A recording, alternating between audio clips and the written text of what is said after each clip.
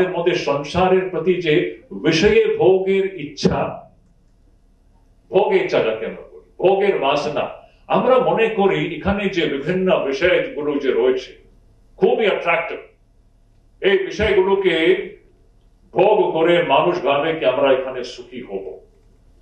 আজ পর্যন্ত কেউ সুখী হতে পারেনি, আজ কেউ হবে না, ভবিষ্যতেও কখনো এ হতে পারে না। বিষয় সুখ, বিষয়কে বিষ বলা হয়। ভগবান শঙ্করাচার্য বলেন বিষয় হচ্ছে বিষ। আমরা বুঝতে পারি না, আমরা ভাবি যে বিষয়ের ভোগ করে মানুষ তৃপ্ত হবে, সুখী হবে, এটা কখনো হয় না। তো যতক্ষণ আমাদের মধ্যে এই ভোগের ইচ্ছা, ভোগের বাসনা যতক্ষণ থাকবে, ততক্ষণ দেখবে উল্টো দিকে যাওয়ার উৎসাহ থাকবে না, অসম্ভব। এটা দুটো বিপরীত জিনিস। শ্রীরামকৃষ্ণ বলেন আপনাকে যদি পাশ্চাত্য দিকে যদি যেতে হয়, তাহলে পূরব দিকে নিজেকে সরাতে হবে। If you have to go towards the west, you have to turn away from the east. দুই দিকে একসঙ্গে আমরা থাকতে পারি না।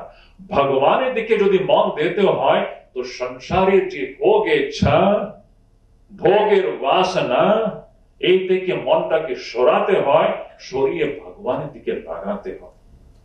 তো যতক্ষণ আমাদের অন্তঃকরণের মধ্যে এই ভোগ ইচ্ছা, ভোগের বাসনা থাকবে, ততক্ষণ আপনারা দেখবেন আমাদের মধ্যে ওই যে সাধনা করার যে উৎসাহটা থাকবে না। ঠাকুরের একটা সুন্দর, একটা অতি সুন্দর একটা ওনার ইলাস্ট্রেশন। ঠাকুর বলেন কি সুন্দর, অসাধারণ একটা।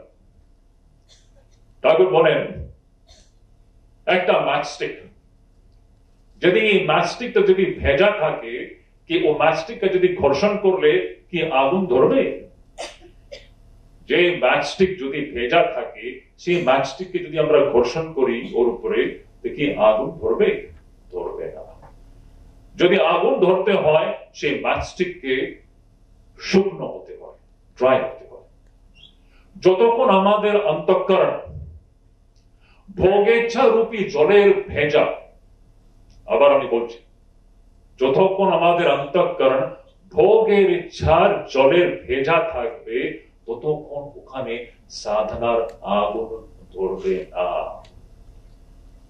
আমাদের অন্তঃকরণের ভিতরে যদি সাধনার আগুন যদি ধরতে হয়, আমাদের অন্তঃকরণের মধ্যে যে ভোগেচ্ছার যে জলের যে অন্তঃকরণ যে ডুবে রয়েছে, সেই জল থেকে অন্তঃকরণকে মুক্ত করতে হয়, অন্তঃকরণ ভোগেচ্ছা মুক্ত করতে হয়, তখন অন্তঃকরণ শুকনো হবে। সেই অন্তঃকরণে যে শুকনো অবস্থা, সেই অবস্থায় ঠিক ঠিক গুরু উপদেশ দ্বারা, শাস্ত্র উপদেশ দ্বারা সেই অন্তঃকরণের মধ্যে সাধনার আগুন ধরতে পারে। সেই আগুন আস্তে আস্তে প্রবল হয়ে থাকবে। তো দেখবেন আমাদের মূল সমস্যাটা হচ্ছে আমাদের জীবনে সাধনার প্রতি আমাদের যে উৎসাহ কেন নাই, তার একটা মূল কারণটা হচ্ছে মানুষের মধ্যে যে সংসারের প্রতি যে ভোগের ইচ্ছা, ভোগের বাসনা, আসক্তি, এই যে অনিত্য সংসারের প্রতি যে টান, এই জন্যই সাধনার উৎসাহ আমাদের মধ্যে আমরা দেখতে পাই না। যত এখানে আমাদের মন উন্নত হবে, মন বৈরাগ্য যুক্ত হবে, অনাসক্তি যুক্ত হবে, তত দেখবেন অন্তঃকরণের মধ্যে সাধনার ইচ্ছা আমাদের প্রবল হবে, বাড়বে। আর একটা সুন্দর একটা প্রেসক্রিপশন আছে, যে বৈরাগ্য কি করে বাড়বে। দেখুন, বৈরাগ্য ত্যাগ বৈরাগ্যের কথা বললে আমরা ইউজুয়ালি লোকজন ভয় পেয়ে যায়। আমি সবসময় বলি, ত্যাগ বৈরাগ্য থেকে ভালো শ্রেষ্ঠ এই মনুষ্য জীবনে কিছু হতেই পারে না। Nothing can be greater than this wonderful virtue of renunciation and detachment. ত্যাগ বৈরাগ্য ছাড়া মানুষ মানুষ নেই, ও পশু হয়ে থাকে। মানুষ মানুষ হয় যখন ওর মধ্যে বৈরাগ্যের ভাব উৎপন্ন হয়, যখন ওর মধ্যে অনাসক্তির ভাব উৎপন্ন হয়। এই দুটো ফ্যাক্টর ছাড়া আমরা পশু তুল্যই আছি। আমাদের মধ্যে পশুর আর আমাদের মধ্যে কি তফাৎ? এই মনুষ্য মাত্রই একমাত্র প্রাণী যার মধ্যে বৈরাগ্য আসতে পারে আর ওর মনটা এই অনিত্য সংসার থেকে সত্য বস্তু দিকে ও নিয়ে যেতে পারে, মনুষ্য মাত্রই এটা করতে পারে।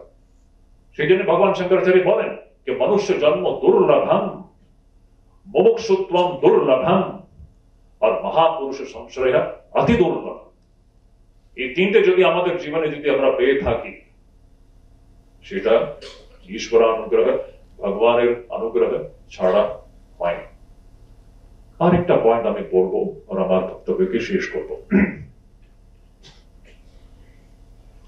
বৈরাগ্য উৎপন্ন করার জন্য আমাদের সব মহাপুরুষরা একটা সুন্দর একটা প্রেসক্রিপশন ওরা প্রেসক্রাইব করেছে। অনেক লোকে হয়তো ভয় পেয়ে যাবে, but this is a wonderful prescription.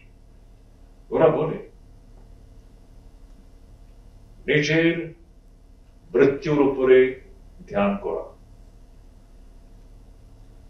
আমরা সব শ্মশান দেখেছি। একদিন এই শরীরকে, প্রত্যেক শরীরকে সেই শ্মশান ঘাটে যেতে হয়।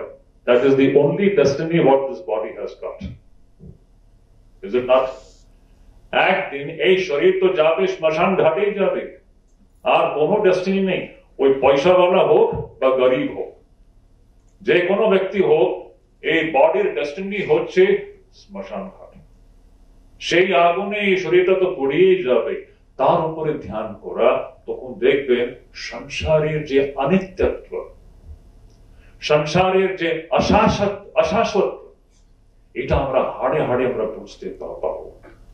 আমি এখনই নীতিমুক্তানজি আমাকে বলছিলেন, ওখানে আমরা যখন চা খাচ্ছিলাম, উনি বলছিলেন কালকে কি হবে কে বলতে পারে। এই যে আজকে এখানে সুধীদানন্দজি এখানে দাঁড়িয়ে কথা বলছি, হয়তো কালকে সকালে আপনি নিউজ পেয়ে যাবেন সুধীদানন্দজি চলে গেছে। Where is the guarantee? কালকে আমরা থাকবো কি না কেউ বলতে পারে? শাস্ত্র বলেন সেই জন্য গৃহীত্বা ইব কেশেষু মৃত্যু না ধর্মমাচরে। মৃত্যু হচ্ছে আমাদের একেবারে পিছে, just like our shadow, it is standing behind us. We don't even understand that. যে কোনো মুহূর্তে এই মৃত্যু এসে এই শরীরকে শেষ করে দিতে পারে। আপনারা কালকে, আমরা সব কালকে থাকবো কিনা কেউ এই বিষয়ে গ্যারান্টিড বলতে পারবে না। Any moment this life can come to an end.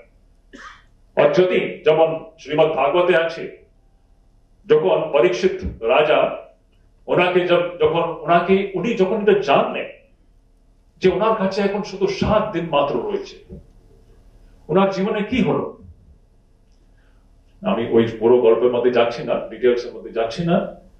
পরীক্ষিত রাজা ওনাকে যখন এটা ইনফরমেশন দেওয়া হলো কি আপনার কাছে শুধু 7 দিন মাত্র রয়েছে, 7 দিন পরে আপনার মৃত্যু হয়ে যাবে, তারপরে কি হলো?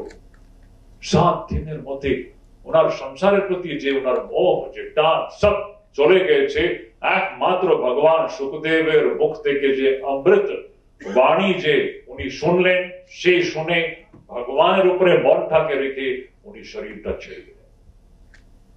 যদি আপনাদেরকে বলা হয়, একটা জাস্ট কল্পনা করুন কি আপনার কাছে শুধু 2 দিন মাত্র রয়েছে, পরশু আপনারা মরে যাবেন। যদি একটু কল্পনা করে দেখতে পারেন, কোনো অসুবিধা নেই।